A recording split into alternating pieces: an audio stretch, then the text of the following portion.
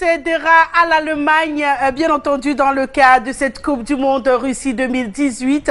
Mesdames, Messieurs, bonjour. La question sera donnée dans environ 4 semaines à l'issue de la grande finale de la Coupe du Monde qui s'organise en Russie. Le coup d'envoi, ce sera demain. Et moi, je vous invite tous les matins à rentrer au cœur même de cette organisation 21e du char qui mobilise du côté de la Russie 32 pays dans le monde. On se rappelle simplement qu'on aura 64 rencontres tout au long de cette semaine que vous vivrez grâce à la télévision du monde également. Alors, pour ouvrir le bal ce mercredi, dernier jour d'avant-match, parce que demain, on sera totalement plongé dans la Coupe du Monde, je vous propose de révisiter les 4 dernières poules des équipes orchestrées dans le cadre de cette Coupe du Monde Russie 2018. On commence tout de suite par la poule E. Et on commence avec le E du Brésil, opposé à la Suisse, le Costa Rica et la Serbie.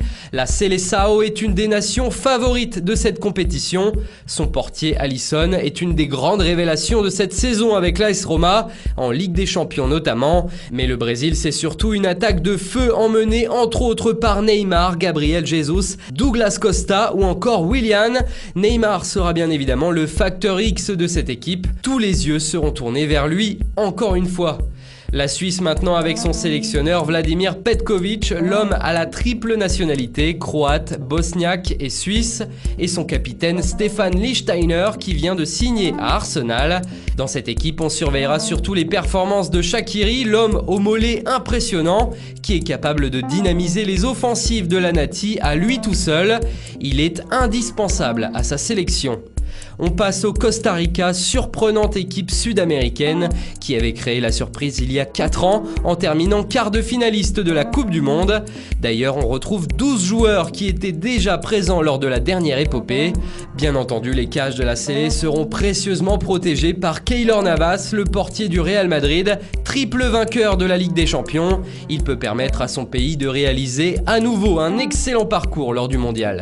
Dernière nation du groupe E, la Serbie, absente du mondial brésilien en 2014, qui fait désormais son grand retour. Et comme souvent, la Serbie affiche des individualités fortes entre Aleksandar Kolarov à l'arrière et Nemanja Matic associé avec Milinković-Savić dans l'entrejeu. Elle dispose de véritables leaders techniques. Notre joueur clé, c'est Kolarov, qui sort d'une grosse saison avec la Roma. 46 matchs au total pour le latéral gauche et surtout 14 passes décisives, ce qui montre clairement à quel point il sera précieux pour les Serbes offensivement. Voilà donc la poule E où on retrouve le Brésil, malheureux finaliste. On le rappelle, qui s'était donc incliné devant l'Allemagne au cours de la finale 2004. On était du côté... c'est au Brésil de toute façon. Alors, nous avons le Brésil, la Suisse, le Costa Rica et la Serbie dans cette poule très enlevée. Première sortie dimanche 17 juin. On aura le face-à-face entre le Costa Rica et la Serbie aux alentours de 13h heure du Cameroun. Et bien sûr, dans la même journée, Brésil-Suisse dans la même poule aux alentours de 18h. Voilà pour cette poule qui s'annonce très enlevée. On poursuit la petite balade des découvertes des poules. Après la poule E, c'est la poule F, c'est automatique. Comme d'habitude, il faudra compter sur cette sélection allemande, première nation du classement FIFA. Et en l'absence possible de Manuel Neuer, c'est Julian Draxler qui devrait être le capitaine, comme lors de la dernière Coupe des Confédérations. La force de cette équipe réside surtout au cœur du jeu avec Toni Kroos, Sami Khedira, Mesut Özil et Marco Reus. On attend d'ailleurs beaucoup de Kroos, le milieu de terrain du Real Madrid, véritable métronome de cette sélection. Avec ses 82 caps, il dispose d'une expérience folle pour dicter le jeu des Allemands. Et dans ce groupe, il faudra faire attention aux Mexicains, 15e pays du classement FIFA. emmené par son sélectionneur Osorio. Pour le Mexique, on se souvient du mondial incroyable au Brésil réalisé par le gardien Memo Ochoa. Et pour l'accompagner, on peut citer les noms des excellents milieux offensifs Andrés Guardado et Giovanni Dos Santos qui devront délivrer de bons ballons au buteur maison Javier Hernández Chicharito, auteur de 49 buts en 100 sélections mexicaines. À 30 ans, cela pourrait être son dernier coup d'éclat lors d'une Coupe du Monde. La Suède maintenant orpheline de Zlatan Ibrahimovic qui aura fort à faire dans ce groupe F. L'arrière-garde se montre plutôt convaincante avec le capitaine Andreas Kranqvist et le mancunien Victor Lindelof. En attaque, il faudra compter sur Toivonen et Marcus Berg, mais notre facteur X, c'est Emil Forsberg du RB Leipzig. Il sort d'une très belle saison avec le club allemand, 33 matchs au total, et aura forcément envie de faire forte impression lors de son tout premier mondial. Quatrième pays du groupe F, la Corée du Sud, nation méconnue du grand public européen, il faut bien le dire, mais qui compte tout de même dans ses rangs Son Heung-min, le joueur de Tottenham. S'il n'est pas le nom le plus clinquant de l'effectif des Spurs, il est l'archétype du joueur que les entraîneurs adorent. Sens du collectif et du sacrifice, générosité, travailleur, humilité. Accompagné à cela un talent balle au pied indéniable et un sens du but qui s'aiguise au fil du temps. Il sort d'une grosse saison, 53 matchs et 18 buts avec l'équipe londonienne. Des équipes donc qui auront fort à faire dans cette poule F où on le rappelle, on retrouve l'Allemagne, le pays ténon du titre, le Mexique qui a pu faire voir de belles choses dans les années antérieures, la Suède, on le disait encore tout à l'heure, un tout petit peu dépouillée de son meilleur joueur mais qui compte jouer sa partition, et puis la Corée du Sud, habituée à jouer en équipe, un tout petit peu comme l'Égypte en Afrique, cette Corée du Sud qui nous a montré à la première sortie quelque chose d'extraordinaire. On le rappelle, le groupe F qui rentre dans la compétition, c'est lundi prochain. On sera rendu au 18 juin de l'an de grâce 2018. Ce sera dans le cadre du match Allemagne-Mexique. C'était plutôt le 17 juin, dimanche. Allemagne-Mexique, c'est dimanche. Aux environs de 16 h, vous aurez l'occasion de vivre cette belle rencontre Allemagne-Mexique. Ça vaudra le détour quand même. Hein. C'est quand même le tenant du titre qui a intérêt à démarrer sa compétition sur les chapeaux de roue. D'autres qui en ont également à montrer lors de cette Coupe du Monde. Je vous propose de nous rendre direct dans la découverte de la poule J. Groupe G où l'on retrouve la Belgique, un groupe assez relevé donc, où les Diables Rouges seront encore attendus au tournant. Il faut dire que sur le papier, les Belges font rêver. Eden Hazard, Romelu Lukaku, Dries Mertens, Kevin De Bruyne, Thomas Meunier, Vincent Kompany, Thibaut Courtois, bref, que des noms clinquants. Et le porte-drapeau sera l'attaquant de Chelsea, Eden Hazard, qui a du mal à rayonner sous le maillot de la sélection nationale. Un véritable paradoxe puisqu'avec le maillot des Blues, l'ancien Lillois brille de mille feux. Et cela faisait 12 ans que la Tunisie n'avait plus participé à une Coupe du Monde. Ils sont de retour, les Aigles de Carthage, qui devront disputer la plus prestigieuse des compétitions avec une génération prometteuse, malgré l'absence de sa star Youssef Msakni. Il faudra néanmoins compter sur l'apport et la mobilité d'un Naïm Sliti, autre joueur attendu des Aigles, ou encore le Rennais Wabi Kazri, véritable leader offensif du Stade Rennais cette saison en Ligue 1. Il sera à coup sûr le joueur clé de cette équipe tunisienne. On passe au Panama et comme l'Islande, ce pays disputera sa première phase finale de Coupe du Monde. C'est historique, sans expérience donc, mais avec la fougue d'un petit poussé, la Marée Rouge tentera de bien figurer dans ce groupe G. Cette nation pourra compter sur la force de ses deux défenseurs expérimentés, le capitaine de 37 ans Felipe Baloy et notre joueur clé Roman Torres, âgé de 32 ans, comptant 106 sélections et évoluant cette saison en MLS avec Seattle. Enfin, l'Angleterre qui enchaîne les désillusions dans les grandes compétitions, mais qui semble être en totale reconstruction, notamment grâce à Gareth Southgate, le sélectionneur qui a décidé de miser sur la jeunesse. Harry Kane, Dele Alli, Loftus-Cheek, Eric Dyer, John Stones et Jordan Pickford, aucun de ces joueurs cités ne dépasse les 24 ans. Et avec un buteur comme Kane, les Anglais peuvent se mettre à rêver. Cette saison, le roi Harry, c'est 41 buts en 48 matchs. Voilà une poule où tous les espoirs sont permis pour l'équipe africaine, la Tunisie, l'Angleterre qui se remet. C'est une sorte de reconstruction qu'on peut avoir de cette équipe qui a fait rêver. On se rappelle avec le Cameroun en 90. Hein, ce sont des années historiques dans nos esprits. Mais là, on a une équipe d'Angleterre qui doit faire face à une équipe de Belgique qui n'a que de grands noms, des joueurs qui évoluent dans des grands championnats. À côté, on a le Panama qui, comme l'Islande, se positionne un tout petit peu comme l'outsider dans cette compétition. Des personnes qui auront envie de se faire remarquer et qui peuvent créer la surprise. Et puis la Tunisie, voilà, je le disais tantôt, notre représentant du continent africain. Allez, Tunisie, ben oui, on est africain.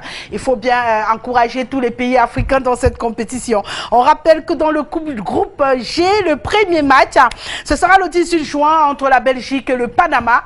Vous vivrez l'entrée en compétition de ce groupe G, avant-dernier des 8 poules retenues pour la compétition. Parlant justement de 8, on en est à 7 là. On a démarré hier, on en a validé 4.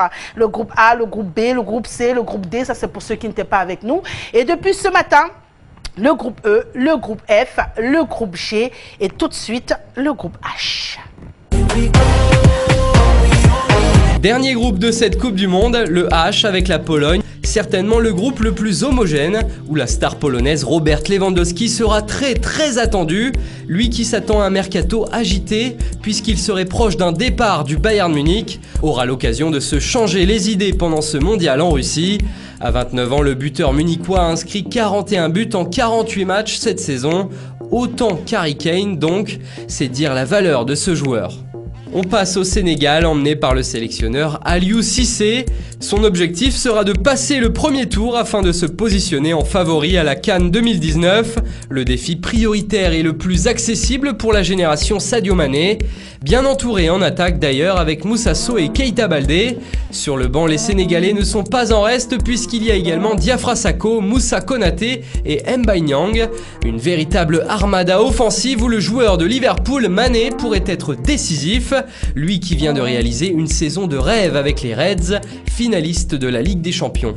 La Colombie maintenant qui aura vraiment une carte à jouer dans cette Coupe du Monde. Avec des Radamel Falcao, Juan Cuadrado ou James Rodriguez, cette équipe colombienne a de quoi faire peur. Alors difficile de nommer un seul joueur clé, mais on a quand même choisi le héros du dernier mondial au Brésil, le joueur du Bayern Munich, James Rodriguez. Le milieu de 26 ans vient de vivre une belle saison, avec 39 matchs joués, toutes compétitions confondues en Bavière, pour 8 buts et 14 passes décisives. De belles performances à confirmer en Russie. Et on termine par le Japon avec le sélectionneur Akira Nishino, le capitaine Makato Asebe et sa star Shinji Kagawa, la superstar au pays du soleil levant. Du haut de ses 89 sélections et 29 buts, le milieu offensif est le seul joueur de l'effectif des Japonais à posséder un palmarès et à avoir connu une expérience du très haut niveau avec Manchester United et le Borussia Dortmund. Et même s'il a connu quelques blessures inquiétantes, il aura à cœur de revenir au meilleur niveau dans ce mondial pour défendre les couleurs du pays nippon.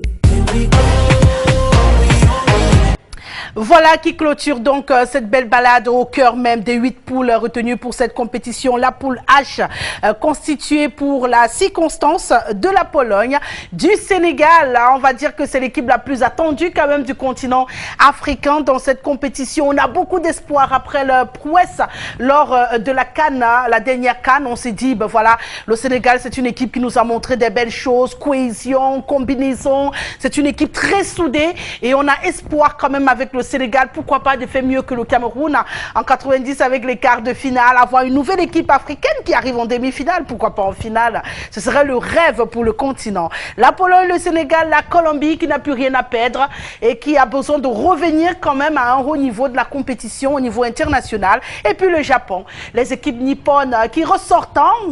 Autrefois on disait on les connaissait seulement dans le karaté. Depuis quelques temps on a quand même des équipes comme le Japon, la Corée du Sud qui nous montrent que de ce côté-là, on ne sait pas que manger des sushis. Alors, on aura l'occasion en Russie de découvrir de belles rencontres. 8 poules, 32 équipes pour 64 rencontres. Voilà ce à quoi vous aurez droit du côté de la Russie dès demain, jeudi. Et tout le monde sera focus, le regard tourné vers Moscou. Mais avant de se rendre là-bas, il y en a quand même qui sont bien tristes dans cette compétition. Oui, les 11 qu'on a sélectionnés pour vous aujourd'hui, qui ne seront pas au mondial. Et pourtant, Dieu seul sait qu'après leur saison, ils auraient rêvé être en Russie. Allez, on les regarde, les 11 qui ne sont pas là-bas, alors qu'ils auraient voulu.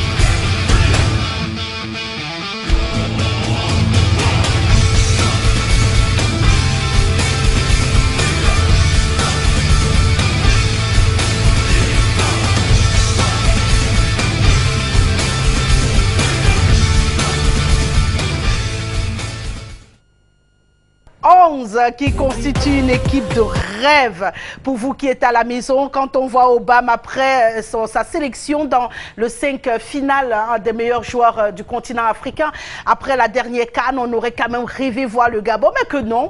Obama n'ira pas, il n'ira pas en Russie. Un autre qui a attiré mon attention, c'est Bâle. J'ai regardé avec beaucoup de bonheur, je l'ai regardé crucifier Liverpool lors de la finale, bien entendu, de la Champions League il y a quelques semaines encore, avec le Real de Madrid. Et malheureusement, il n'aura pas l'occasion de vivre ce grand rendez-vous du football dans le monde. C'est pas grave, on continuera avec les équipes, les joueurs africains, notamment des équipes qui n'ont pas pu voyager. Ce sera dans d'autres circonstances, nous serons toujours au cœur de la Coupe du Monde. Russie 2018. Mais pour l'instant, j'aime bien l'accueillir le matin. Il me ramène les potins de cette Coupe du Monde. Qui a encore fait quoi? Qui se prépare à quoi? On a fait quoi à qui? Du côté de la Russie, bien sûr, j'accueille avec beaucoup de joie. Après la transition, notre ami Lamine Mbang. Hands up for your colors.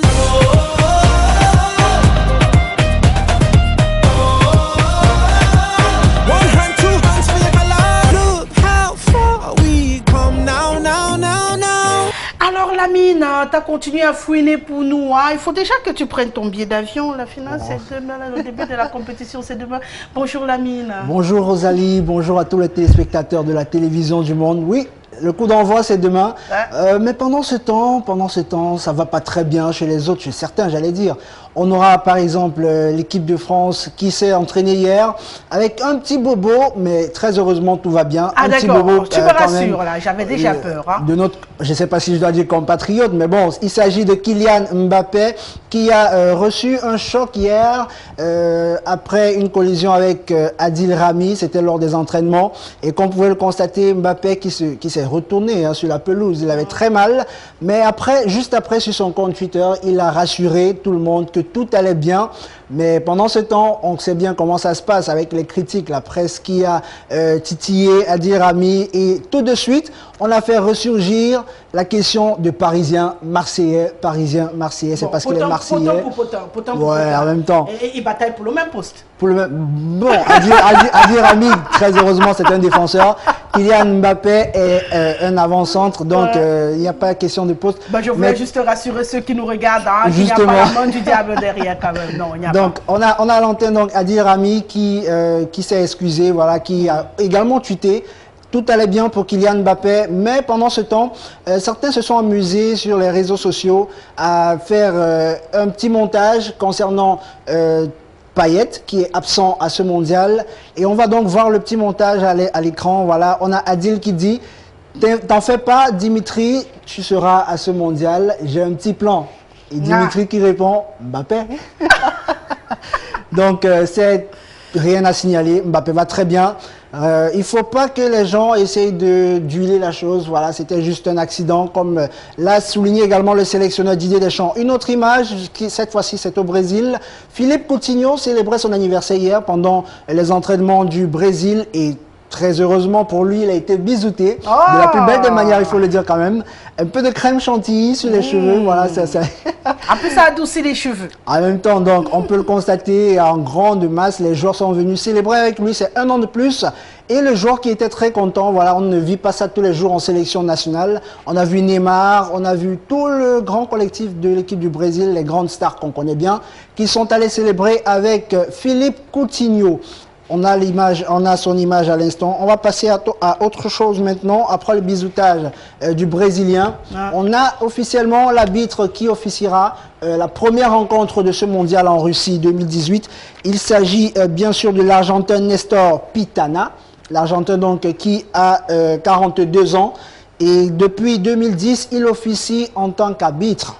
À temps plein, vous savez, comme les joueurs également, les arbitres ont des contrats, ils ont des carrières, et lui, il a débuté la sienne en tant que professionnel en 2010 lors du mondial. Donc, on a l'image de monsieur Nestor Pitana dans nos petits écrans à la maison aussi. Donc, il officiera la rencontre Russie-Arabie Saoudite, c'est demain. Voilà. Nettement à 16h qu'on aura le coup d'envoi. C'est tout pour nos potins ce matin. Ah là là, je te donne la lourde responsabilité, Lamine, d'aller encore fouiner Ramène-moi des choses aussi croustillantes que celle-ci demain avec le même bonheur. Tout naturellement, on sera là demain à partir de 9h05. Voilà, et on va sortir comme tous les jours désormais avec une découverte du côté de la Russie. Je vous amène encore voyager. Nous sommes sur les berges de Volga, réputé, il faut dire c'est un coin très réputé comme fluvial pour les voyageurs qui se rendent de ce côté-là. Donc vous allez savourer. On se rappelle que ce coin a été mis en place et aménagé après la Deuxième Guerre mondiale. La remontée de la Volga qui vous amène là où on s'est retrouvé hier au bord de Moscou. Regardez simplement tout ce qu'il y a à voir. C'est très beau. Ça vaut la peine.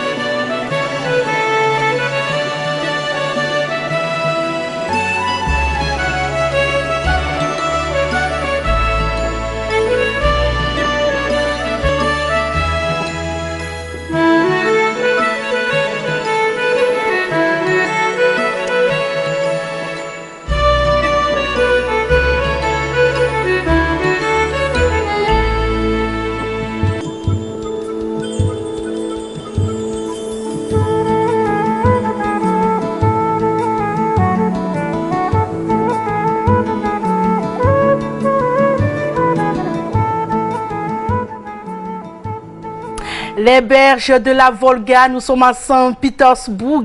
C'est un cours d'eau qui rejoint bien sûr les cours de Moscou et dans la capitale bien sûr de la Russie.